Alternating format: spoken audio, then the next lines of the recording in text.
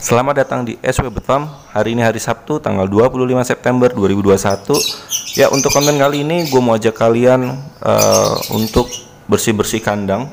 Tembok udah kotor-kotor banget, temboknya udah banyak semut-semut yang pada ngerayap-ngerayap. Terus juga gue akan ajak kalian untuk ganti sarangan lovebird glodok yang kemarin sempat gue ganti dengan rumput, dan ini mau gue ganti lagi karena ada beberapa trouble. Oke, jadi nanti gue akan kasih tunjuk ke kalian.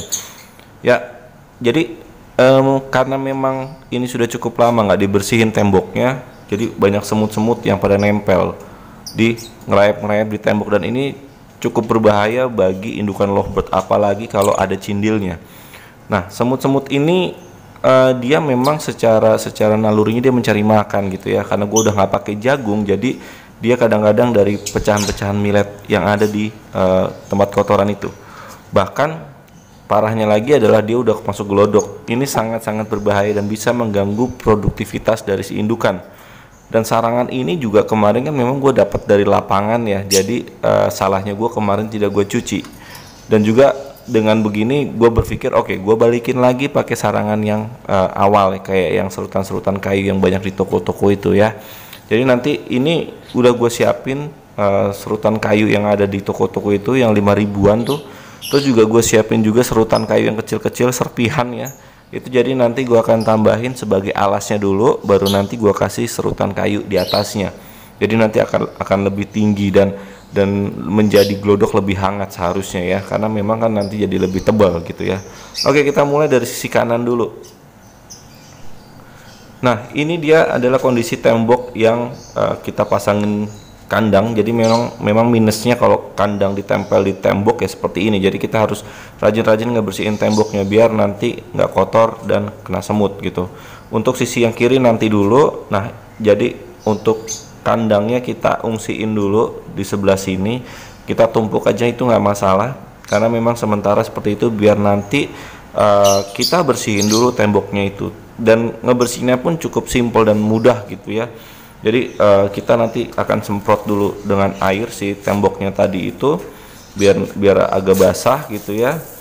Nah, ini memang kotorannya pun mengundang semut gitu. Jadi perlu hati-hati juga kalau misalkan semut sudah masuk kandang.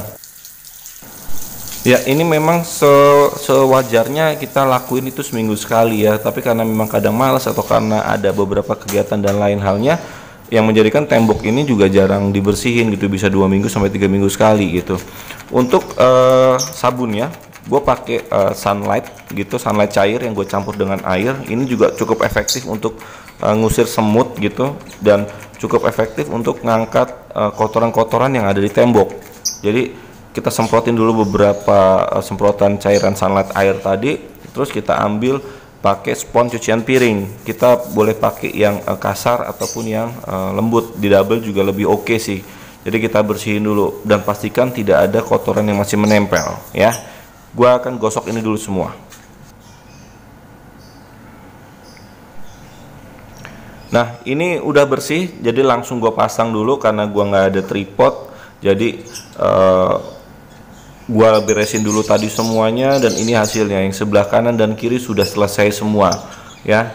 Sekarang gua akan kasih lihat ke kalian hasil dari pembersihan glodok ya. Jadi sekarang semua glodok sudah kembali pakai serabut kayu dengan dasar bawahnya glodok pakai serbuk kayu tadi. Ini harapannya menjadi umpan bagus gitu ya untuk keindukan, biar dia merasa lebih nyaman, biar mereka bisa cepat produksi. Ini untuk yang kandang ini Lutino mata merah mata air, kemarin sempat bertelur tapi zong, telurnya udah gua buang. Jadi kita tunggu aja proses kawinnya, dan ini nanti kita tunggu ya. Oke, mudah-mudahan sih cuaca yang panas ini juga nggak mengganggu gitu ya. Kadang panas, kadang dingin gitu karena hujan. Jadi mudah-mudahan tidak mengganggu produktivitas si lovebirdnya. Oke, ini kandang yang kedua. Ini ada albino sama lutino. Ternyata ini trouble-nya juga ada di si burungnya. Jadi indukan betinanya si albinonya itu ngelemak. Gua pikir itu telur, ternyata ngelemak ya. Jadi tanda-tanda atau salah satu ciri lovebird yang melemak adalah dia males gitu. Dia biasanya ada di glodok atau dia tidak aktif. Dan di bagian perut bawahnya itu ngelemak. Nah, ini harus segera diatasi karena tidak akan pernah bisa untuk bertelur atau fertil bila mana masih ada lemaknya karena kesumbat gitu.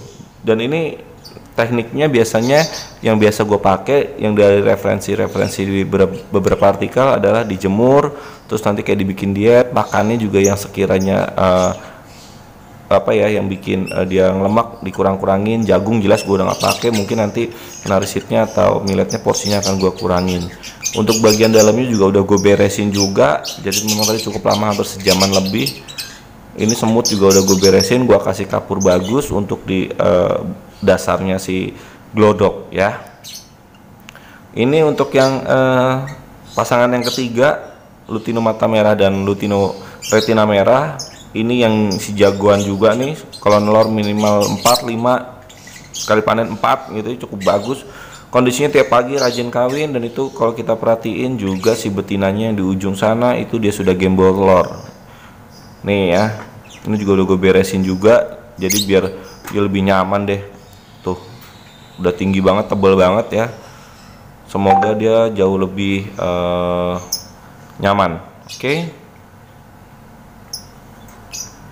Ya, ini udah beres juga. Kita lanjut ke kandang nomor 4. Di sini ada lutino, biola lutino retina merah. Ini masih baby ya, ini masih cukup panjang, tapi memang set dari kandangnya udah gue samain dengan beberapa kandang lain yang cepat produksinya dan lancar gitu ya. Jadi setelannya sudah ada pakemnya yang gue ikutin, dan untuk isi glodoknya juga rumputnya gue buang. Gue nggak pakai rumput itu lagi deh, gue kapok. Gue mending pakai yang kayak gini, modal sedikit tapi kayaknya lebih bagus gitu hasilnya ya.